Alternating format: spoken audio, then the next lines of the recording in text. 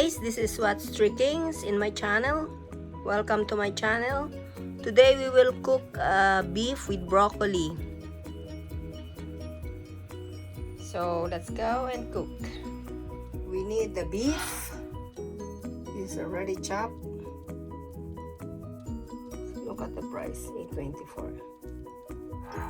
After we cut this for small pieces like this, we will put on a bowl, and then we put some ingredients to taste, like this 1/2 tablespoon of sauce,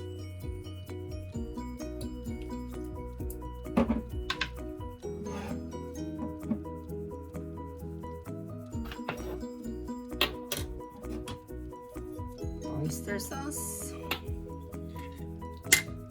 1 tablespoon oyster sauce,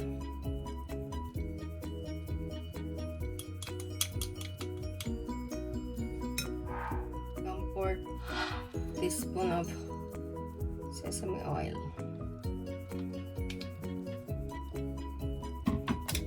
after we season with the oyster sauce and sesame oil and a little bit soy sauce, we put a teaspoon of cornstarch,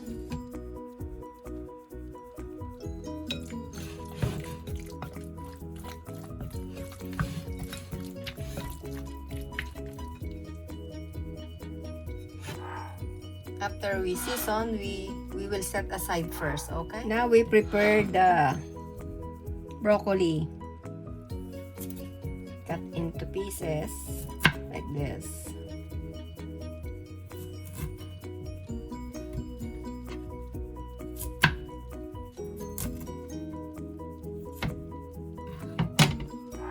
We will blanch the broccoli for just seconds.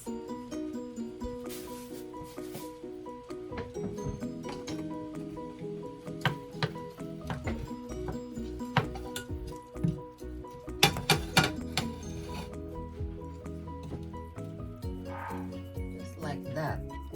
So green, right? We will prepare the sauce. Just like 1 teaspoon of sugar,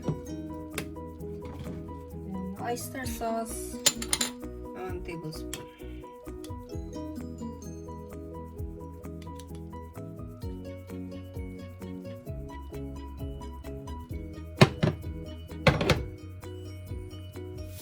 Little bit of peppercorn, black peppercorns,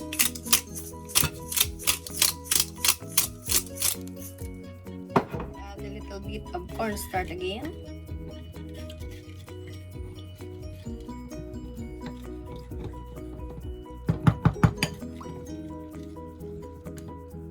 we will chop some ginger, it's a little bit ginger,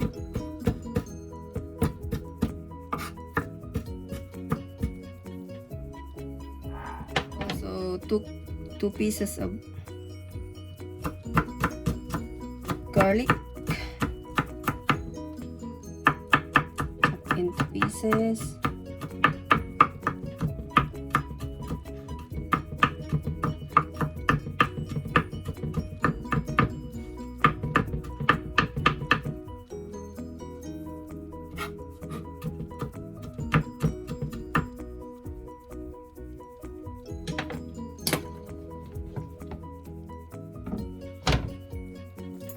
we will start now to cook. We will put a little bit oil,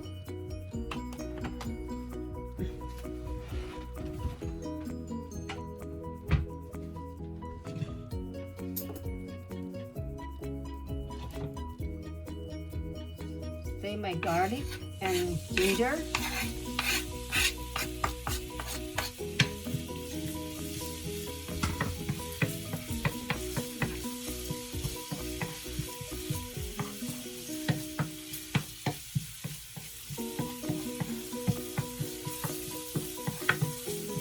after you smell this nice smell of ginger and garlic,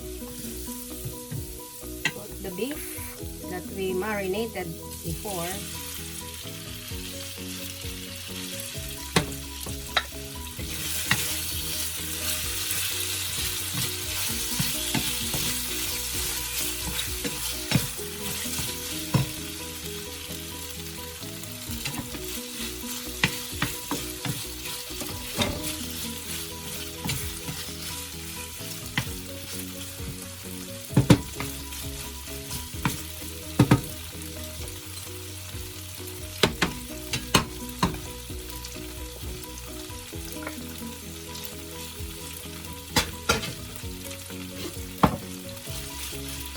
Very nice smell. Here it is. We will put the sauce that we will make before.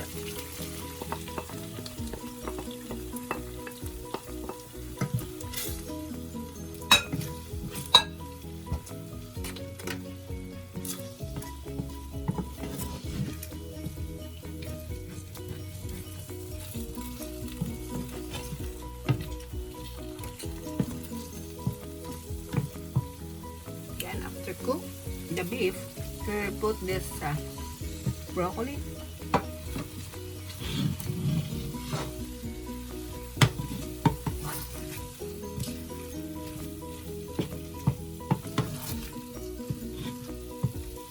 So this is it, our broccoli with beef with broccoli, and very delicious.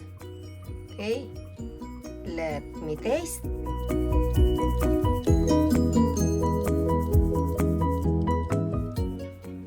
So we will taste the delicious and nutritious beef with broccoli.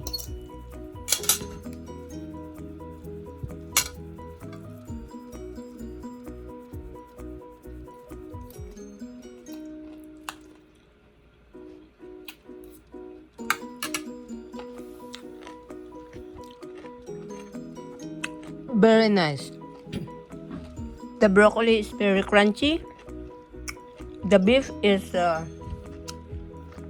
very tasty, very soft, tender. So try to cook again this very nice and delicious, nutritious for lunch, for dinner. Okay, guys, thank you for watching. Please subscribe and share. Thank you. God bless.